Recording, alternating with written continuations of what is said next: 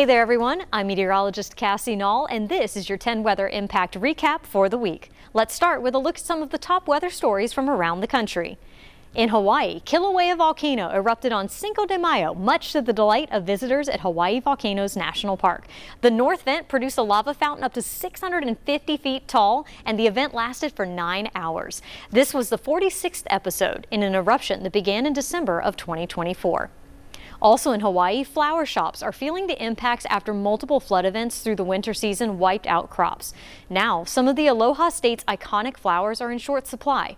Flooding across Oahu's North Shore and West Side destroyed months of work for the flower farmers. And the shortage is happening during what is normally one of the busiest times of year for the flower shops. Well, springtime to us is like our Christmas. This is our busiest time of the year. All of those flowers took a really big hit. With a 20-year flood like that, it really affected all the farmers and destroyed crops that they've been tending for a year. State officials said flooding caused widespread damage to agriculture across Hawaii, with losses totaling millions of dollars. However, relief programs are often focused on food crops, leaving many ornamental flower farmers to recover without the same level of support. In Alaska, the sun set and rose for the last time until August on Sunday. Utqiagvik, Alaska is the northernmost town in the United States, and being north of the Arctic Circle, this is the annual midnight sun season. The community will have continuous daylight for 84 straight days until August 2nd. From there, daylight hours will rapidly decrease through the fall, and eventually they will spend more than 60 days in complete darkness during the winter season. Also in Alaska, scientists say a massive landslide in a fjord last year sent one of the tallest tsunamis on record sweeping across the landscape. But since no one was around to witness the event and scientists didn't have any way to visualize what happened, they got creative and made a jet ski video game out of it. Jeremy Roth explains how the simulation is putting the size of the historic wave into perspective. Scientists are taking their studies of a skyscraper-sized tsunami that recently occurred in Alaska to another level by making a 3D jet ski riding video game out of it. No, not kidding. Let me explain. Researchers say in August of 2025, an entire mountainside broke off of a massive Alaskan glacier, sliding into the sea and creating a gargantuan 1,500-foot-plus tall tsunami that tore through the remote Tracy Arm Fjord, causing immense destruction to the landscape. No one was around to see the cataclysmic event, but scientists say data indicates the resulting tsunami was the second tallest ever on record, nearly as tall as New York City's Freedom Tower. Since then, teams of researchers have been studying the event to determine not just how it may have occurred, but how to raise awareness in coastal residents. Enter a 3D video game-like animation created by a University of Southern California team showing the tsunami from the perspective of a jet skier trying to outrun the huge wall of water. Researchers say the model offers visceral visual public education on the size and scope of events like these. And while they admit the animation may not win any awards, it offers the next best and safest thing to actually being there. And one more story from Alaska, because this one is just too cute not to share. Check out the newest sled puppies born at Denali National Park. They are so fluffy. Meet Mesa, Sequoia, Rainier, Mammoth, and Teton, named after some of America's most iconic national parks. 2 pups from the litter will be chosen to join sled teams in Fairbanks, and the rest will become canine rangers. You can watch these little cuties anytime on the Denali Puppy Cam. Gosh, they're so cute. In Nevada, there's a growing concern about water levels at Lake Mead. Officials are anticipating the water line will take a major hit this year after record warm temperatures through the winter season and amid ongoing drought conditions. Geneva Zoltek takes a deeper look into the potential water crisis unfolding in the Southwest. Less water is going to be released from Lake Powell down to Lake Mead this year.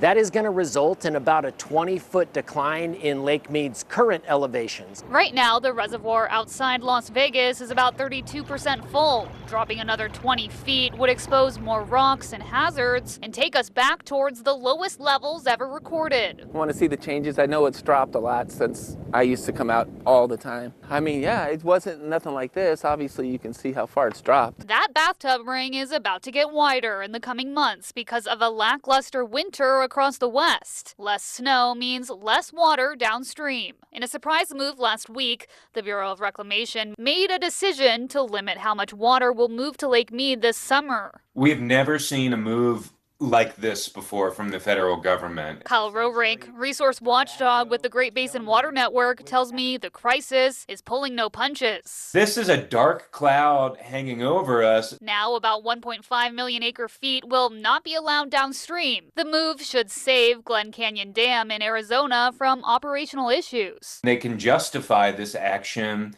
as a means of protecting that infrastructure at Glen Canyon Dam. But then, of course, that has major consequences for us in Nevada and in California and in Arizona as well. Climate projections for the Southwest show a future marked by chronic drought, rising temperatures, and hit-or-miss snowpack. The future of the Colorado River Basin is one that is going to be drier. Southern Nevada Water Authority spokesperson Bronson Mack tells me Las Vegas is still in a good position, all things considered. And this is really reinforcing the need for us not just to conserve today, but to also continue conserving in a sustained manner going forward so we can ensure water supplies. For locals like Mike Mulso, he tells me, despite the challenges, the problem is still worth solving. I think it's something worth fighting for sure. A utility company in Colorado is draining one of its reservoirs and moving the water to another in an effort to make the supply last as long as possible. Denver Water announced earlier this month that it will move all the water from Antero Reservoir into another basin, then close Antero to recreation for the rest of the year. The move is part of the utility company's response to ongoing drought conditions.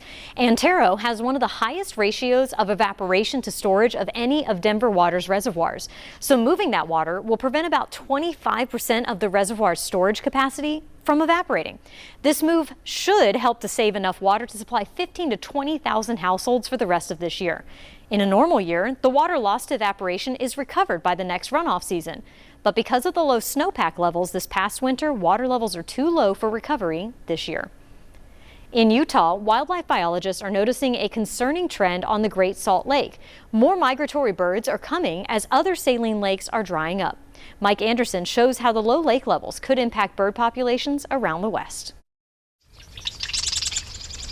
It is important to appreciate the scenery. These shorebirds, gulls, wading birds, trying to get at population trends in the spring, trying to capture spring migration right now. Maybe more so when it's part of your job. Kyle Stone. It's just so calm and relaxing to hear the birds and the calls.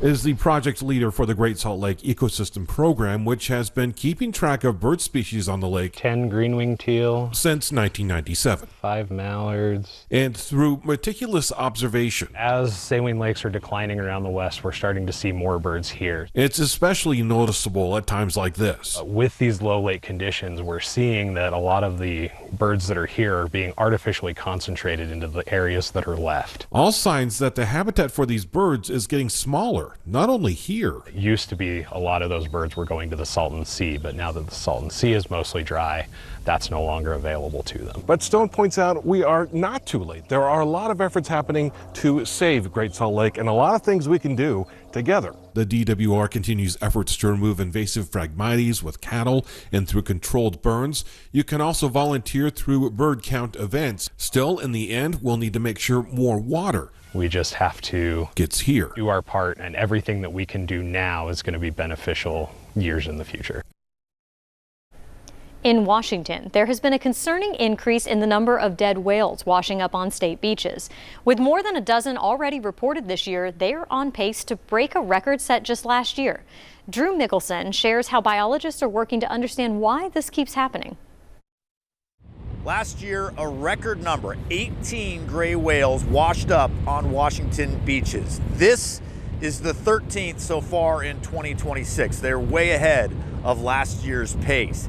Something scientists call alarming. It's just majestic, really. Braving the smell was worth it for Zach Rose. I've always wanted to see something like this up close without, wishing harm on anything. And his fiance, Mariah Scroggins. I feel lucky to have been able to observe without stressing it out in life, but it breaks my heart so much to have been able to immediately recognize there's something wrong with it. After an examination, biologists determined this almost 40-foot-long emaciated gray whale died of starvation. He's the fifth to wash up at ocean shores since March. This gray whale appeared about 5 miles south on Friday. It is heartbreaking. It's, I used to say in recent years, oh, these deaths are worrisome, but they're not yet alarming. Well, now they are alarming. They've clearly got our attention. John Clallam-Bokidis from the Cascadia Research Collective expects to break last year's record for deceased whales found on the coast and in Puget Sound. Boaters discovered this one in Deception Pass Saturday. There have been 13 dead gray whales found up and down the Washington coast and at least 2 more in Oregon since March. Biologists say climate change has limited the whales' food in Alaska and the Arctic Circle. This reflects that they did not get enough to feed last year, because these whales typically fast when they migrate down to their breeding grounds in Mexico that they're on their way back from. And so this is the period that kind of is most stressful, if you will. If they didn't get enough of a reserve, that's when they're not making it. It's unfortunate it's happening, but we need to pay attention to the impact that we're having on the world around us. For this couple, a vivid illustration of a problem. We've been being told for a long time about the impact that we've been having, and so many people have been ignoring it. And I feel like it's just going to get pushed to a point where nature won't let us ignore it anymore. It seems like that might be what's happening. In Florida, a new wildfire sparked over the weekend and quickly grew to more than 11,000 acres in size just outside of the Miami metro suburbs in South Florida. The Max Road fire is burning in the Everglades. According to the Florida Forest Service, close to 2,000 fires have burned nearly 120,000 acres so far this year in the state, a result of ongoing historic drought conditions across the Sunshine State. And Florida isn't the only place experiencing dry conditions. In Virginia, some farmers say this is the worst drought they've seen in decades. As Wayne Koval shares, the dry conditions are pushing some farm operations to the financial brink. I planted these beans April 1st, and once they came up, they have not gotten any bigger, no rain. And that no rain is causing problems for farmers across the Commonwealth. If you look at the state drought monitor, the whole state is pretty much in trouble. Billy Bain is a well-known and a long-established farmer in Virginia. He's testified in front of Congress 6 times on behalf of agriculture. At 81 years old, 2026 marks his 58th year planting crops here in Dinwiddie County. We had to stop planting because it's so dry. Andy says it's one for the history books. In my opinion, it's the worst ever. We always use 1980 as a benchmark for a terrible drought. Combining a lack of rain, high input cost, and low commodity prices, Billy says farmers are hurting. Rain could help quench some of the pain. Billy Bain says these soybeans didn't have enough moisture in the ground to stand a chance. This field we're in right now is going to have to be replanted, and it looks like maybe 1 or 2% have come up. You see plants like you got to plant here and you skip 18 inches and then you got 3, and in that period we should have had 20 plants and we only have 4. As for their 1,000 acres of corn, I haven't witnessed it this dry in April ever. As for this cornfield, Billy's grandson Aaron says, yeah, just looking to see if there's some moisture. There's a little bit in this ground because it's had some deep tillage this year. But I mean, it's not enough to make a seed come up. It's just powder dry.